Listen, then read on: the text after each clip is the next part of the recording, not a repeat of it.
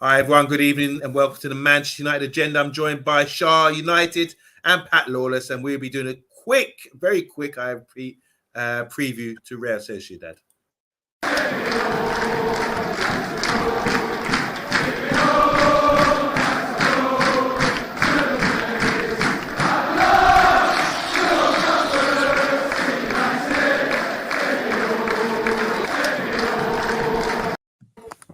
Hi, welcome to the Man United Agenda. It's 8:30, and yes, we deliver every weekday of the week. Well, every weekday at 8:30, and we're back here again. So we're just here to do a quick preview of tomorrow's night's game. It's the Euro League. What do they call it? Europa League. Oh, there you go. I'm struggling. We're in such an oil you can't even get the words out, OMONDI. There you go. So excited. We're playing Real Sociedad. We played them before in the Europa League as in the knockout stages, and we're ready to go again. Just quickly want to do a little intro because I haven't spoken to you, SHAH, for a while. Since that game, you went to the live game at Arsenal. Quick feedback about the atmosphere. Absolutely incredible, to be honest with you. Words can't put it into emotions like how great it is to have that kind of energy around the stadium. You know, the feelings that we're getting. The fact that everyone on Monday was wearing United shirts and happy and smiling was something that you could see the next day as well. So, and, you know, I think it was just very talked about. I think the thing that I love about it most is the other fans, what they're saying, you know, the Arsenal fans. And then they're just these lot are looking a bit serious now. You know, the reaction. I'm enjoying it at the moment. Obviously, I'm not getting too carried away. But while it's here, I'm absolutely joyful, and obviously seeing you guys and the watch along and catching up with it afterwards while I was watching it live along. I would rather swap places with you and be at the game. You get to see everything, and I'd love to have that season ticket of yours, SHAH. I would go to every home game. You're very lucky to be able to see this team, and especially the transition of the team right now. Pat Lawless, how you doing, man? Welcome back. How are you feeling? It's a few days after the main event. Anticlimax playing against Real Sociedad after what we've seen? No, not really. It's more of everything's really interesting to me at the moment because I'm just intrigued to see what Erik ten Hag's going to do next. I don't want to see him play the same starting 11 again. I'd like to see him change the squad up a little bit. I wouldn't like to change the squad too much because I want to see his style implemented and continued into this game. I don't want all of a sudden we play 11 new players and all that hard work he's been putting in is just gone in one game. I kind of want to see a similar starting 11, but just probably maybe 3 to 4 changes, not too many, but then try and kill the game off and get a few subs in the second half and maybe even a few youngsters. Just quickly, you both, I know in your profession, both of you both manage, you manage staff, manage people. How important is the Europa League, both of you? And how, as Pat was just mentioning there, how would you rotate the squad? Considering, that's what I'm saying, the comparison between importance and rotation. Do you bring in lesser players, knowing you could likely lose? I don't know. How would you go into the game as a manager, SHAH? I think with certain players, they need game time, especially the likes of Luke Shaw, people coming back from injuries, and we need that fitness levels back from those players to be able to take the lead or take the understudy to other players in their positions, respectively, i.e., you know, Maguire to Martinez, Shaw to potentially Malacia now. I think Malacia's potentially put a stake in for being in that position now permanently. So these kind of things, but also as a squad, you're going to be looking around players that have just come in and they're getting picked in the first 11 above you. So mentally managing them from a psychological, motivational point of view as well. Like, look, lads, I've had to do this because actually some of these players were in a position where they weren't performing. So as a manager, when you've got players that can replace those individuals, you kind of use them to maximise your output, which is what's happened, obviously, from Ten Hag. We've got great results in these last few matches. We've seen a change of character, a change of personnel, and a change of attitude. We now need to see that these players that we've gone to go and watch over these last 2 years, 3 years, 4 years, some of them have been within this squad, perform and underperform, not run, not have that same level of passion and determination and commitment that the current crop of players have done, there's a big motivation for you to say, well, hold on, I've been here holding that position for this time. That's my position. So you as a player should, and being able to get that out of them. And I think what Ten Hag is really great at is getting a reaction out of players in a positive way with them to have a focus and a determination and a goal on what their job is. The games that we've seen so far, I think we've seen a big transition in attitude. I've seen we've been watching the players have that kind of impact, and I think that's what we want to see. And this kind of management style that needs to be done is being done very well. But Ten Hag's obviously dangling a bit of a carrot, I think, with these Europa and Cup games, and also resting some of our best players when needed. Pat, what do you agree? It's about motivation, the players that may be coming in, because we still don't know the lineup, not until now before kickoff. Do you think, how do you keep these other players motivated for this pending game if they're going to be playing? I think Manchester United fans need to come down off cloud nine just a little bit. We're all still a little bit too excited after the Arsenal game. Now, the Europa League, we need the Europa League more than people might believe. I think the Europa League is probably it's a second security blanket for getting back into the Champions League this year, because inevitably that's what we need. Okay? So going into this game now, I would be making changes that's going to freshen up the squad, but not take away from players who are going to be playing the weekend. I would be implementing a few players, but not too many, because I want to keep that level of intensity and quality and standard of football going without changing it too much. Erik Ten Hag is the Manchester United manager. He is under scrutiny for everything he does, for his left foot in front of the right foot. He can't afford to slip up once. This doesn't matter if it's the Premier League, doesn't matter if it's the Europa League, doesn't matter the Champions League. He has to put his best team out every time, because his name is on that starting 11. And if he gets it wrong, he gets it wrong. That's his fault. So what I'd like to see from Erik Ten Hag is maybe he could change up the goalkeeper, give him a chance, see how it goes. The Europa League is always a good time to bring him in. I would only change one defender. I'd only rest Raphael. Yeah, I'd only rest one defender. I would rest Raphael Varane. I think Dalot, Malacia, and Martinez have the legs to run for 100 games this season. I don't think one Europa League at the start of the season is going to do them any harm. We're under the microscope at the minute, gentlemen, and we have to keep producing until we brought the fear factor back to Old Trafford, and we're only starting to scratch the surface at the moment. So I'd like to see. Well, you know what? I won't go into my lineup too much because I'm kind of jumping ahead of myself. Yeah. You talk about excitement. Look at you. You're getting. I'm getting fired up. I'm going from number 1 to number 9 all of a sudden. So basically, what I'm trying to say is, we're under the microscope as a club, and it's not a time to change up the whole 11 and think we're going to work miracles, because he's not that good of a manager, Erik Ten Hag. He hasn't got a magic wand. He can only work with the players he has in front of him.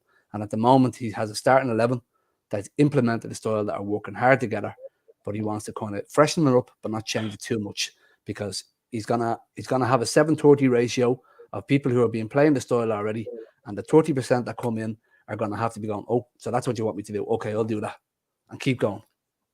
So do you think, guys, there's pressure on the players that might be coming in? Because we still, like I say, we still don't know the starting lineup. Do you think there's pressure on them to come in? Do you think they would have been told weeks beforehand that you're likely to play in the Europa League game? So they would have been prepared for it and getting themselves fit and ready for that, sort of knowing that on Thursday night, that's my time for showtime. Go ahead. I think they would have probably. I think the way that Ten Hag's gone from the first 2 games, he knew something had to drastically change. He's implemented that change immediately in terms of the lineup. So the planning of knowing when players are coming back, also, he likes the data. So, the data speaks volumes for him. But I think also it will speak volumes for actually what his decisions are and who's getting selected. So I think the planning element has definitely been there on his mind, and actually he's probably set the players' objectives to say, listen, this is the time when there'd be an opportunity for you to get a chance to maybe get a run out, i.e. like the likes of Luke Shaw, who are coming back from injury, someone that I'm going to just highlight because he has been a good player for us, and he's a sort of player that objective would be a carrot to dangle and go after and a goal. So I think that's definitely something that he would have done personally. It's a healthy competition for places, is it, Pat? Yeah, it is. And what he's going to be doing is he's going to be turning around the players and going, when you get your opportunity, grasp it, because you might not get it for another while. This is your chance. It doesn't matter if it's the Europa, it doesn't mean if it's the Carlin, it doesn't mean anything. This is your chance to come in here, prove to me you can play my style of football and play it to the best of your ability. And if you don't do that, you're going back in the pecking order again. So it doesn't matter if you're Casemiro, it doesn't matter if you're Anthony Elanga. If you don't produce it on the night, you're back in the list again. Keep going and keep walking back in. You can't complain that Christian Eriksen and Scott McTominay is in that midfield ahead of you. You get your chance, you take it. So tomorrow night, I want to see sparks from about 30% of these players that are coming into this first team, chomping at the bit, absolutely chomping at the bit to get into that squad, because they're going to be saying to themselves, Erik ten Hag's going to sit them down and go, this is your chance, son. Are you going to take it? Yeah. And if I was in that seat, I'd be saying, Eric, if I do this on Thursday, are you going to put me in Sunday? Well, let's see. Let's see. You prove it to me.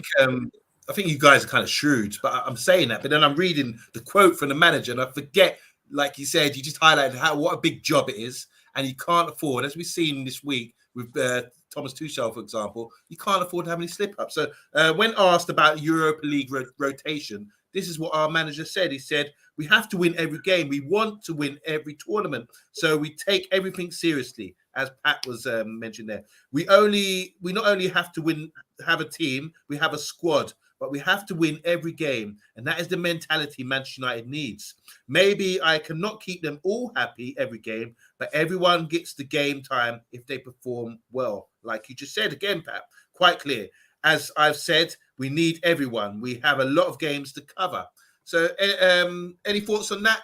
I think he's quite serious, isn't he? He's out to win every game, despite the rotation. So, yeah, I thought you guys were being a bit shrewd, but you were definitely guys on the page with Ten Hag there. No slip-ups. Can't afford one.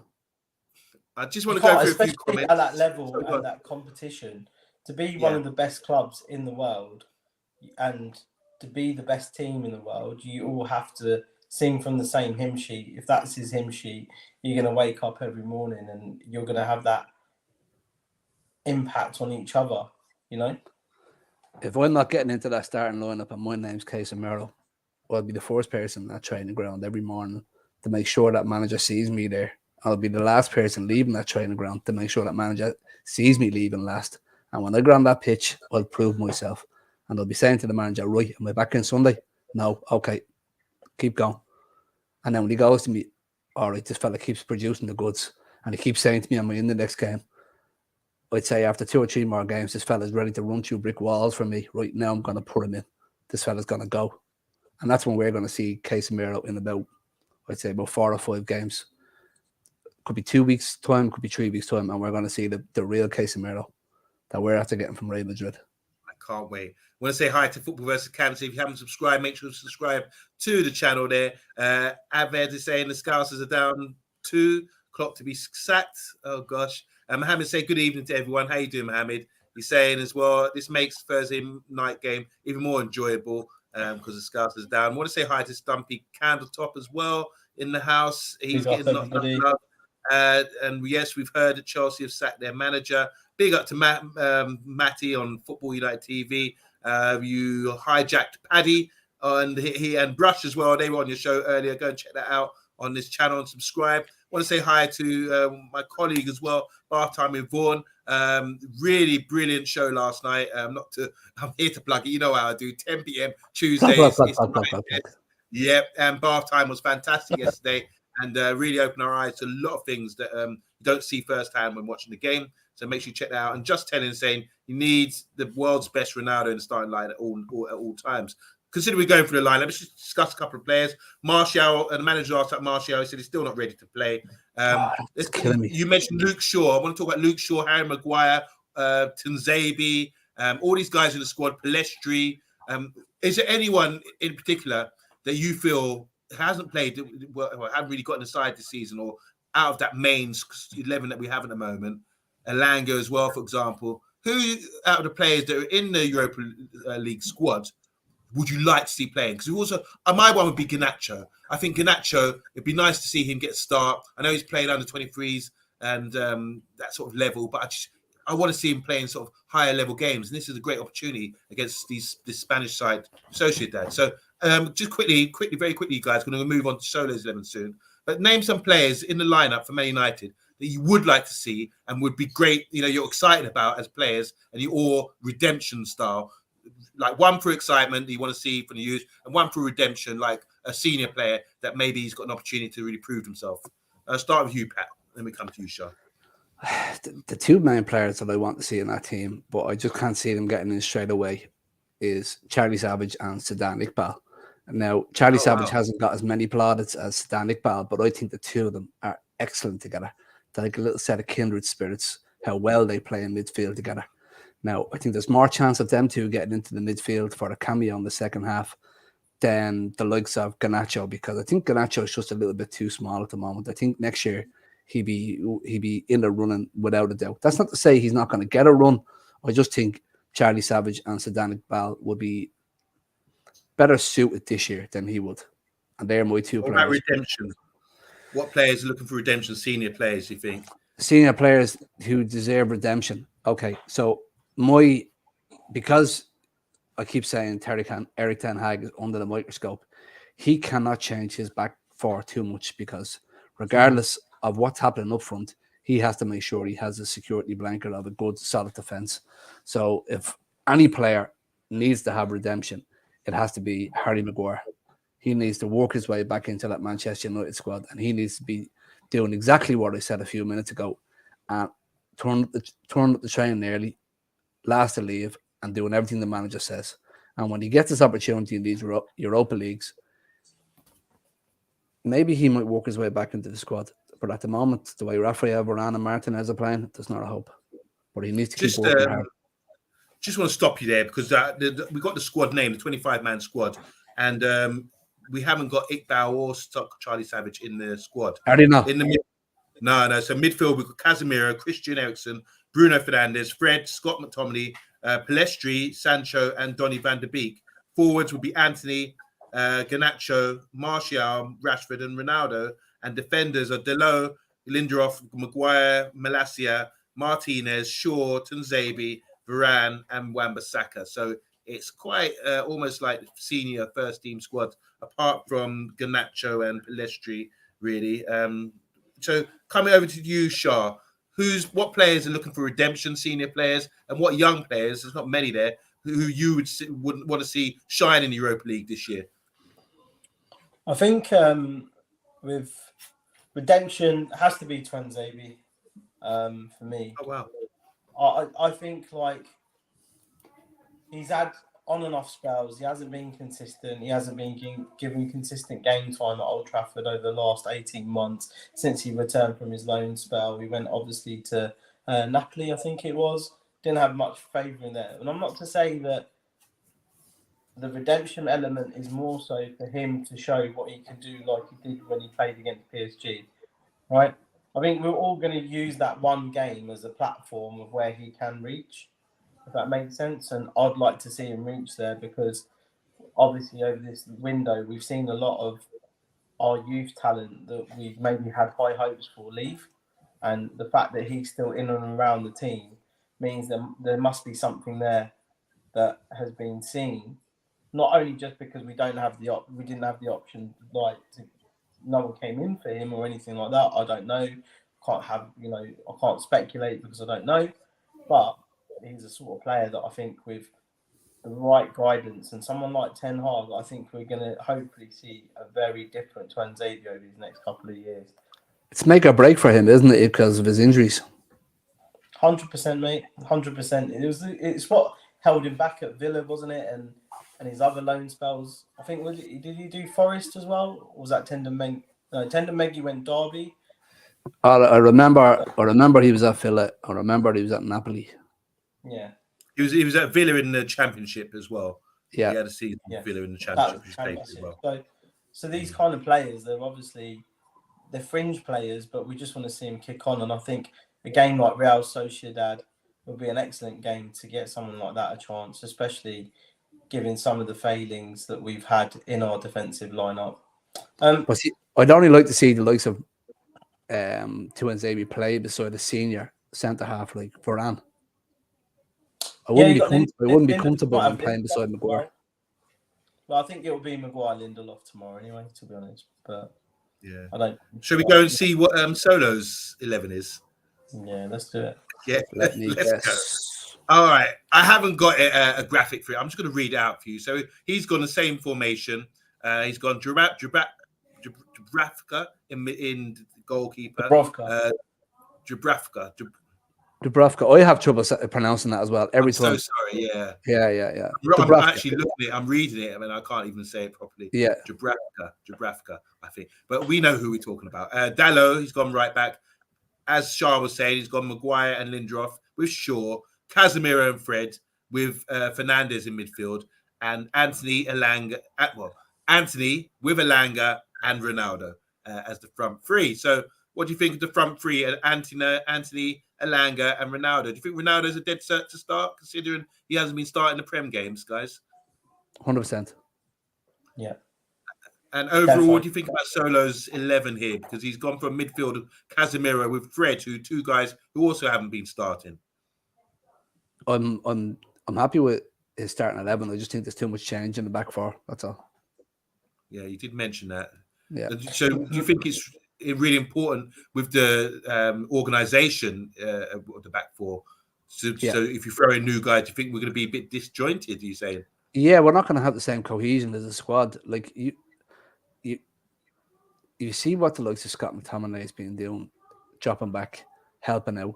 Every time he clears the ball, or every time he clears, you get attacked there, Shara.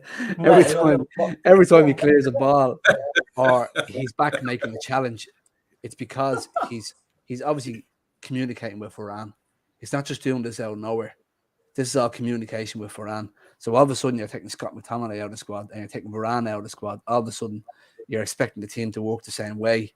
It just doesn't feel. I wouldn't feel confident putting the same starting 11 out.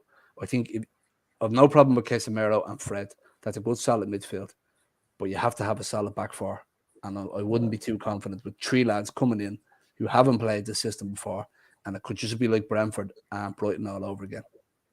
Sure. Do you think the system's set and the players that come in are just like for like? So, for example, in midfield, we've been having Eriksen and McTominay, but now Casemiro and Fred are playing that role like for like. So they have to do exactly the same things as the guys that are coming out? I think in an ideal situation, if we had players of equal caliber, second in line, like i.e. we had 22 players that were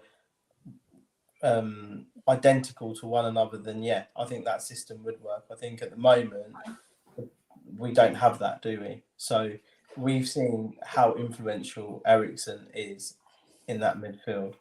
To me, that's massive. I think going back to Pat's about communication and that, about the back four, and then you got a new keeper. There's literally communication, new relationships all the way through that lineup, which is quite interesting. The only thing that I will say about the back four that I would change on Solo's 11 is maybe put Wan-Bissaka in on the right for this game, because that four have actually played together. Oh yeah, that's true. Because Pat has been saying all the show that he doesn't want to see it disrupted too much in the back four. But yeah, they have actually played together. That would end up with Shaw, Wan-Bissaka, Lindelof, and Maguire, which has been the typical back four we've had for a while. Let's go back to because we're going to make a prediction, but just a quick note on Real Sociedad. They're no mugs. I think one of you mentioned earlier their last game. Who was it? You, Pat? You're playing Atletico Madrid, and it was a 1-1 draw. So like Atletico Madrid aren't an easy team to play, as we found out. So if they're able to handle Atletico Madrid, look, these guys are going to be no pushover, and just like what I was saying earlier on about the Europa League, this means something to these guys as well as much as it does to us at the moment. We need it, and they probably need it to get to the Champions League next year. I mean, it's unfortunate for them because we did beat them 4-0 last time, but I thought they were really naive. They played such a high line and left so much space in behind. And this was in the Europa League. Only the season we got to the final in the knockout stage, and then Rashford just exploited them. That's just bread and butter for him. But obviously they've got David Silva, who's getting on a bit now, but he's a great player. They've got a Spanish international who plays sort of a number 10 or up front, beginning with O. I can never pronounce his name. Is it Cho, is it? No, it begins with O. I'm not going to try and pronounce his name, but he's a number, traditionally number 10. But I think he's injured. I was just reading a report today that the winger, Oyarzabal, yeah, that's the guy. Yeah, so basically, he's not a winger, but according to reports anyway from French centre back Robin Normand is the doubt. This is from Man United's website that picked up this information. Mikel Oyarzabal has already been ruled out until at least next month because he's got an ACL tear. But former Man City player David Silva, as you mentioned, and then that's it. The only other person is Umar Sadiq, who scored last weekend on the 1-1 draw against Athletic. I still wouldn't be taking Real Sociedad with a pinch of salt, that's for sure. Especially the likes of David Silva will come back and they always rise to the occasion, don't they? Doesn't matter who they are. Ex-Prem players when they're playing Manchester United always rise to the occasion. Like Welbeck. That's it. I do agree. I think Sociedad, I don't think they're strong because obviously late in the transfer window, they've lost their main striker for a lot of money and maybe didn't have time to replace him. But they've obviously got paid. They got paid in full for Isaac, the Swedish international striker, who would have been a threat, and that's someone we would have been talking about coming into the game. But let's just go to a comment here from FC United saying, looking forward to tomorrow. Fact that Champions League, it's boring without us in it. The Mickey Mouse League is where it's at. We will pull the largest viewership yet again. Yeah, guaranteed. Are you guys able to watch the game tomorrow? You'll be able to watch the full 90 minutes? Both of you? Yep, well did. Yeah. Should be good. Yeah. And what do you think, about the level of the Europa League in general? Because we were saying, obviously, if you win it, you go into the Champions League. But do you think we should just take it easy and wait for the knockout stages? Or do you think we should go for it from day one? From tomorrow? I think we've got to be ruthless in every single game. Show aggression as well. Yeah, 100%. Well, I think the fact that we've been over this last 10 years of inconsistent journeys in a lot of cup competitions, we need to be aggressive in every single cup competition to get that mentality right, because these are one-off games and you have to kill off these games. You have to be clinical. And I think the group stages, like you mentioned, are sometimes a little bit easier in Europa compared to Champions League, but the competition of mid-level table teams is getting a lot more competitive. Doesn't matter whether you're in Real Madrid, Italy, or wherever, the competition are down to that 10th. So based on that, SHAH, I'm going to ask you for a quick prediction before we wrap it up. So we're talking about a side who's just been weakened by losing their striker against a side that might be rotating but are on a high. How do you see this game going tomorrow? What's your scoreline prediction, please? I'm going for 3-1 United. Thank you. I think if we go with that 4 at the back, it would be a leaky squeaky bumps at times situation with Mr. Maguire in there. You had to get that in, didn't you? But I'm saying what the people are thinking. They're feeding me this energy. I'm just speaking for all of us right now because I think we're all anxious, but we're going to back him. Let's back all the players, and hopefully we'll come back with a big. Pat, what's your scoreline, please? 2-0, lads. I can't see us getting any more than 2 because we see with our last 4 games, when we're playing teams that are coming up and not afraid to come out at us, we seem to get a few more goals. Like when we played Liverpool and we played Arsenal, but when we're playing the lesser teams like Leicester and Southampton, they seem to sit back. So I don't think Real Sociedad are going to come out with us all guns blazing in Old Trafford. They'll be looking to get a draw and go back home happy, but we have to make sure that doesn't happen. and get at least 2 goals and try and get them in the first half, play the youth in the second half, and see out the game. That's my prediction. I'm prediction. going to say 1-0 to Man United, control the game, see it out. But with that balance of bringing in some other players now, I think we can still get the result. Just want to say hi to Jackie all the way. Hopefully you're going to go to watch the Palace game this weekend. Big up Jackie, and big up to Bargav as well. He's saying tomorrow should be interesting. That's for sure. The manager's in the house. That's our manager, not Ten Hag. That'd be Solo. He's saying Liverpool getting smoked at the moment. Big up to Steve H. He's saying big up, lads. UK Strange agrees with Pat, saying it's going to be 2-0 win. And FC United Forever saying, I'm disappointed. There's no equivalent for our youth like the under-19s Champions League games, which is a great point. We need competitive games for our youth. Really good. I didn't think of that. That's a great point. And finally, Stumpy saying it's going to be Man United 12, Real Sociedad 7.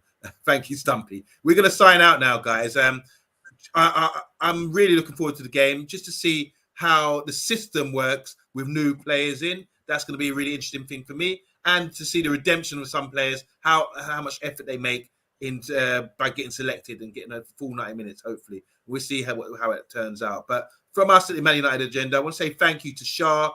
Obviously, SHAH goes to home games, and it's going to be next home game is when? Sorry, SHAH. We've got Palace away this weekend. When's the next home game? Do you know? We're playing. Palace is away. Yep. And then we're playing Europa, and then we're playing Leeds at home on the 18th of September. Okay. Well, and Pat, when are you coming back to London for a home game at my house, my home game? I hope you're okay. I'm not happy about Mr. B robbing the hot seat on me now. We're going to have to have words about this. You know what I mean? One game in there, and all of a sudden he's making himself at home. I'm only sure I've seen his name engraved on the back of the sofa. What's going on here? You need to come back and reclaim it. September I'm away on the holidays, lads. So Omundi, I'll be back to you in October. Don't you worry about that. Okay. And we'll be back tomorrow night for a post-match show. And obviously there's a live watch-along as well. So make sure you tune in for that with TalkMU and Mr. B. But for now, we're signing out. Thanks for tuning in, guys. And let's hope United keep that train marching on. See you later, guys. Bye-bye.